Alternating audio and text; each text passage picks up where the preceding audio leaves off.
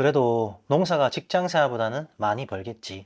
에이, 나는 시작하면 보통 이상 농사는 할 거야. 올해 나는 매출이 좋았네. 역시 나는 운이 좋아.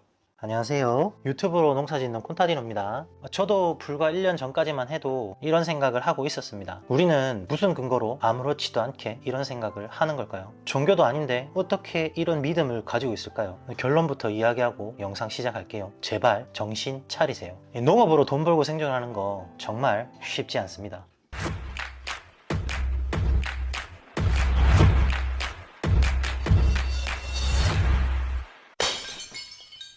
대부분의 청년 농부들이 직장 생활보다 나을 거라고 생각합니다. 이제 어느 정도 현실을 자각한 저의 계산치를 한번 보여드릴게요. 청년 후계농 창업 정책자금 대출을 이용합니다. 계산하기 쉽고 빠른 이해를 위해 상세 옵션은 제외합니다. 5억 기준 1.5%의 금리, 5년 거치 20년 상환입니다. 1년 이자만 750만원, 원금 상환까지 합치면 약 3천만원입니다. 대한민국 농가소득지 평균 기준으로 계산을 해봅시다. 제 농장의 규모와 딸기 농가 평균 매출을 비교해서 계산하면 약 7,500만원 매출이 됩니다. 운영비를 58% 정도 사용하게 되고요. 그러면 순수익이 42%인 3,200만원이 남았습니다. 그럼 대출받은 돈을 갚아 나가야겠죠. 다시 말씀드리지만 최소가 아니라 평균입니다. 5년 거치 기간 동안 제 연봉은 이자를 뺀 2,450만원입니다. 이제 감이 좀 오셨을까요? 거치 기간 동안 회사 신입사원 연봉 정도면 되는 부분이라 생각보다 할만하다는 착각을 할 수도 있습니다. 그 후에는요, 현실은 너무나 잔인합니다. 농사는 면적에 비례하는 사업입니다. 기존 농지 면적에서 드라마틱하게 2배의 생산량을 늘린다? 그런 기술이 있다면 벌써 너도 나도 하고 있을 겁니다. 주위를 둘러보세요. 베테랑 농사 선배님들은 어떻게 하시는지. 생산 면적을 늘리는 분들은 굉장히 많습니다. 하지만 단위 면적당 생산량은 잘 늘리려 하지 않아요. 그분들은 경험과 본능으로 알고 있습니다. 왜 그런지 말이죠.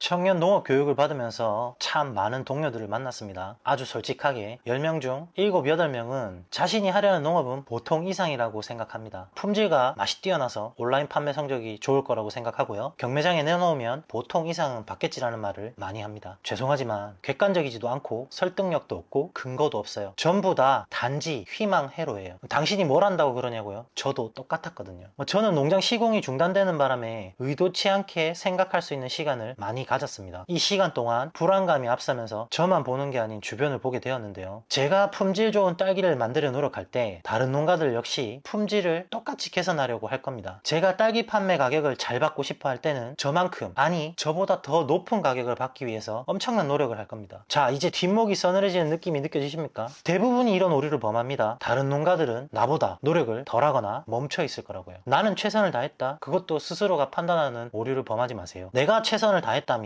나의 생산량과 나의 통장 잔고가 증명해 줄 겁니다. 눈으로 결과가 보이지 않는다면 부족한 겁니다. 더 뛰세요. 더 노력하세요. 자신에게 가혹하고 인색한 사람이 돼야 합니다. 직장 생활보다 나아지고 싶어서 선택했는데 그보다 못한 삶을 살 수도 있습니다. 잊지 마세요. 지금 여러분은 신입사원입니다. 최소 5년 후에는 여러분은 무조건적으로 급성장을 하셔야 합니다. 그렇지 않으면 그것은 재앙입니다. 농업에서 운 좋게 잭팟이 터지는 경우는 어떤 상황인지 진지하게 생각을 해보셨습니까? 운 좋게 올해 수익을 많이 냈다. 이 말은 같은 작물의 다른 농가가 큰 피해를 입었다로 해석할 수 있어요. 잔인하게도 운이라기보다는 다른 농가의 흉작으로 공급량이 줄어 공급과 수요의 법칙에서 남의 불행을 발판으로 올라탄 것 뿐입니다. 여러분의 경쟁자는 다른 작물이 아니에요. 동일한 작물을 생산하는 농가입니다. 본인이 잘해서, 본인이 정말 운이 좋아서 그런 상황이 벌어진 게 아니에요. 본인이 살아남은 건 다른 농가의 희생이 있었다는 걸 절대 잊어서는 안 됩니다. 그리고 그게 내가 아니라는 법도 앞으로 무조건적이지 않습니다. 행운과 불행은 정해진 순서대로 오지 않아요. 어르신들께서 농사에 대해 자주 말씀하시는 게 있습니다. 3년 망하고 1년 풍작으로 산다. 아니면 5년 안에 한 번은 망한다. 이 말은 그만큼 불확실한 부분을 어르신들은 알고 계시는 겁니다. 농사는 참 굴곡이 심하고 변수가 많은 것 같습니다. 매년 잘 된다는 생각은 가지고 긍정적으로 임하더라도 충격을 완화할 수 있는 전략은 반드시 세워두셔야 합니다.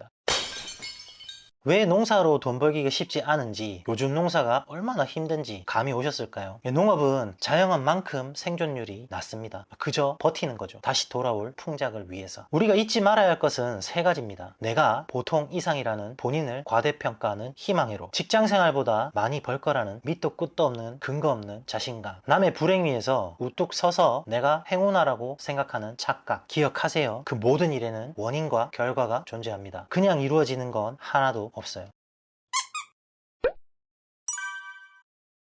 오늘은 조금 기존 영상과는 다르게 어조가 날카로워서 불편한 건 아니셨는지 모르겠습니다. 꼭 청년 농업인 모집 시즌이 되면 희망에 부푼 많은 청년들이 첫 단추를 잘못 끼우곤 합니다. 저 역시 그런 허황된 생각으로 접근했던 사람 중에 하나이기도 하고요. 이 영상 하나가 얼마나 많은 효과와 도움이 되겠냐는 생각을 한편으로 하지만 특히 청년 농업인 지원자분들은 진지한 고민을 해보셨으면 정말 좋겠습니다. 저보다 나은 분들이고 훨씬 현명하신 분들일 거라 믿어요. 허세와 오만으로 가득 차 있는 청년은 아니기를 진심으로 바랍니다. 부족한 영상 끝까지 시청해 주셔서 감사합니다. 지금까지 유튜브로 농사짓는 콘타디노였습니다.